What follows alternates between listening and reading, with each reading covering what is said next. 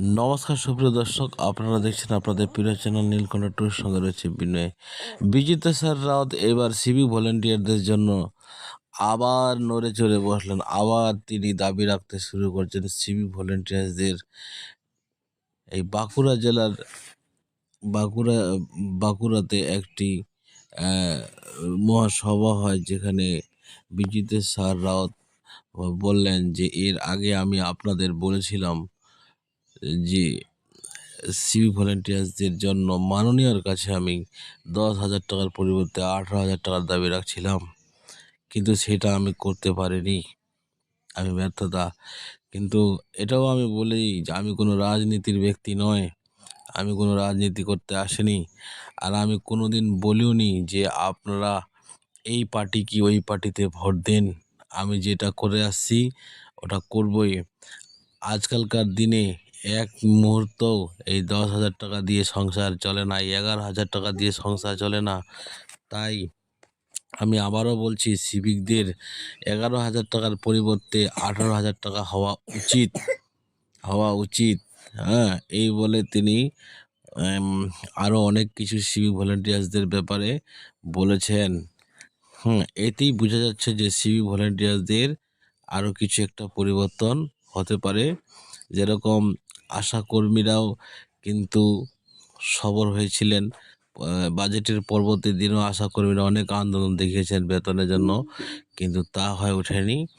এবার কিন্তু সিভিক ভলেন্টিয়ার্সদের হয়ে উঠছে ওয়েলফেয়ার কমিটির কর্ণধার বিজিত স্যার রাওত।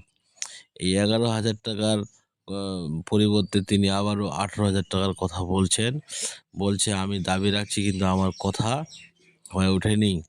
কিন্তু আবার বলছি আপনারা কিন্তু, তবে ওয়েলফেয়ার কমিটির অন্যান্য কাজগুলি আমি ভালোই করেছি, এইভাবে বলল। গুটি কয়েকটা 40 থেকে 45 জন ইউটিউব ফেসবুকে ওয়েলফেয়ার কমিটির বারে আংফাং কথা বললেও, মানে ওয়েলফেয়ার কমিটির ব্যাপারে নিন্দা করলেও, বাকি আরও হাজারো সিভিক বা পুলিশ সহকর্মীরা আস্থা রেখেছেন এই ওয়েলফেয়ার কমিটির উপর। এটাও ঠিক যে সিভিক ভলেন্টিয়ার ছাড়াও কিন্তু ওয়েলফেয়ার কমিটিতে আরও রয়েছেন, যেরকম হোমগার্ড, ভিলেজ পুলিশ, আরও পুলিশ কর্মীরা এসে অল্প অল্প করে কিন্তু সবারই কিন্তু উন্নতির কথা ভেবেছেন।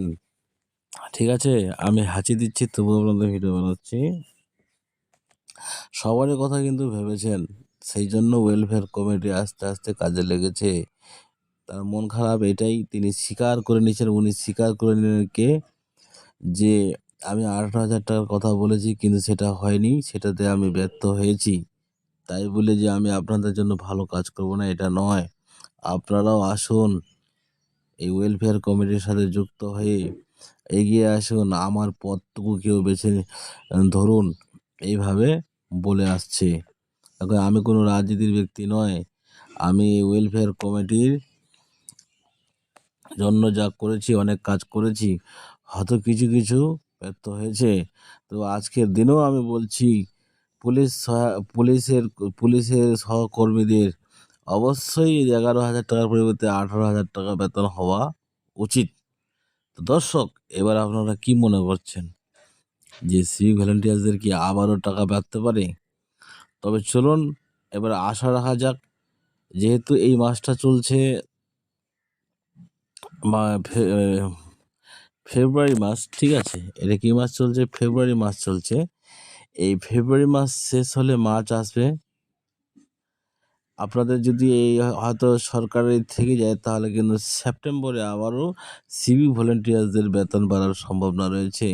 কিন্তু এখন তো আর সম্ভাবনা, সামনে যেহেতু ভোট চলে আসছে, এখন আপাতত কিছুই বলা যাচ্ছে না। এখন হয়তো আর নাও ঘোষণা করতে পারে।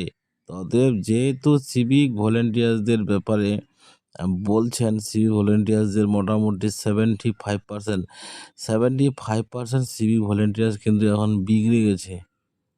বলছে যেহেতু অনেক সিভিক ভলেন্টিয়ার্সদের মুখে বা ভিলেজ পুলিশদের মুখে খবর করছে এখন আমাদের 40 বছর বয়স, আমরা আর কী করব। এই জন্য তারা হয়তো এখন অন্য পথ বেছে নিয়েছে।